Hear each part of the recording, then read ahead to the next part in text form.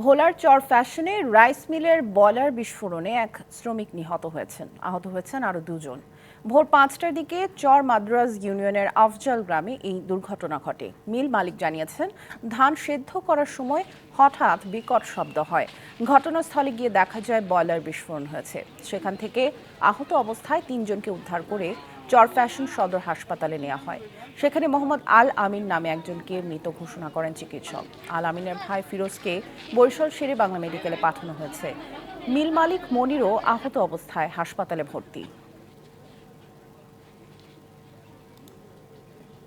বাইরে দিই যে মানুষজন কিছু নাই, টাঙ্কি টুঙ্কি কোনায় গেছে দেখি না। আর এরও দেখি যে রোডের মাঝখানে পাতালিয়ে পড়ে রয়েছে। গ্যাস দিছি, গামছা দিছি, এটা ঘর থেকে বাইরে গেছে। শোয়ার পরে আমি দেখি একটা গমর মতন আওয়াজ আছে। আওয়াজটার লাগে ভাই আমি দৌড়তেছি, যাইয়া দেখি 3 জন 3 ধারে পড়ে রয়েছে। এখানে একটি বয়লার মেশিন, যা আর কি ওই ধান সিদ্ধ করা হয়, এই মেশিনটা বিস্ফোরিত হইয়া একজন লোক মারা যায় আর একজন আহত আছে।